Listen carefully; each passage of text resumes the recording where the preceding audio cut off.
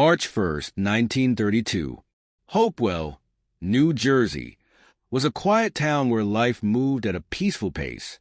But on this cold evening, a tragedy unfolded that would grip the entire nation. Charles Lindbergh, one of America's most celebrated aviators, known as the Lone Eagle for his groundbreaking solo transatlantic flight, was living the life of a hero. He, his wife, and Morrow Lindbergh, and their 20-month-old son, Charles Jr., were the embodiment of the American dream. But beneath the glamour of fame and success, they would soon encounter an unimaginable horror. The Lindberghs, with their wealth, fame, and influence, appeared untouchable. But tragedy doesn't discriminate, and the events of that fateful night would cast a shadow over their lives forever. March 1st, 1932. As the Lindbergh household settled in for the night, the winds howled through the countryside. Charles Jr., affectionately known as Baby Charlie, was tucked into his crib in the upstairs nursery. His nursemaid, Betty Gow, ensured everything was in order before leaving the room. Around 10 p.m., an unsettling discovery was made.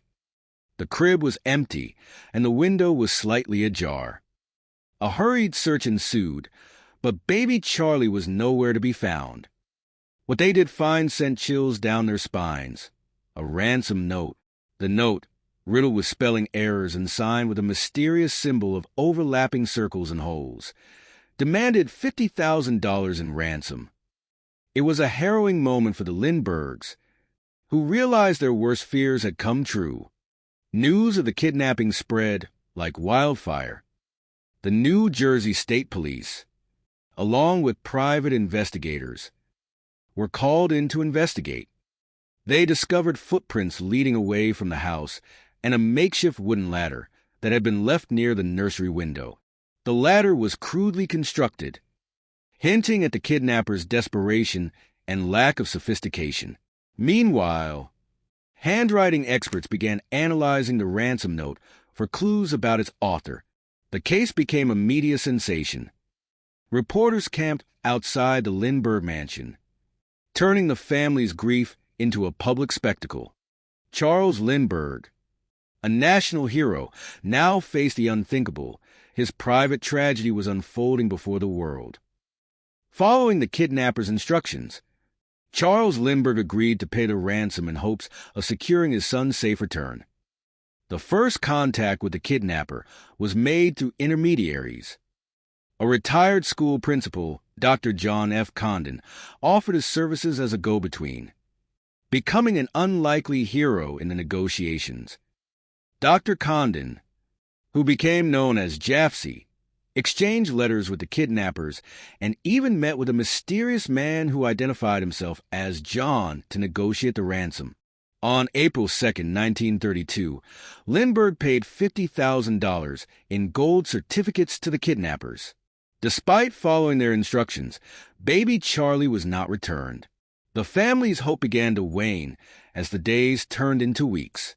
On May 12, 1932, a truck driver stumbled upon the remains of a child in a wooded area just a few miles from the Lindbergh home. The body was badly decomposed, but was identified as Charles Jr. through his clothing and a physical examination.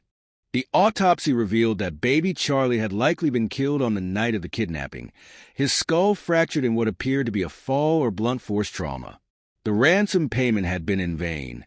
The nation mourned with the Lindberghs, but the question remained: who was responsible for this heinous act? For 2 years, the case went cold.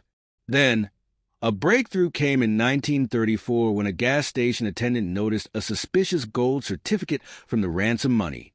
The bill led investigators to Bruno Richard Hauptmann, a German immigrant living in the Bronx.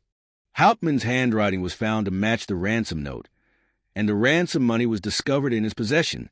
He was arrested and charged with the kidnapping and murder of Charles Jr. The trial of Bruno Hauptmann was one of the most sensational in American history. Dubbed the trial of the century, it captivated the nation. Hauptmann denied any involvement, claiming the money was left with him by a former associate. Despite his defense, he was convicted and sentenced to death. Hauptmann was executed in 1936, but questions about his guilt persisted. Was he the lone perpetrator, or was he part of a larger conspiracy? The truth remains elusive. The Lindbergh Baby Kidnapping left an indelible mark on American history. For Charles and Anne, the loss was insurmountable. They moved to Europe to escape the media frenzy, but the tragedy followed them wherever they went. The case prompted changes in law enforcement, including the creation of the Federal Kidnapping Act, making such crimes a federal offense. Though decades have passed, the mystery of the Lindbergh Baby Kidnapping still haunts the public imagination. Was justice truly served? Or does the truth lie buried with those who knew the whole story?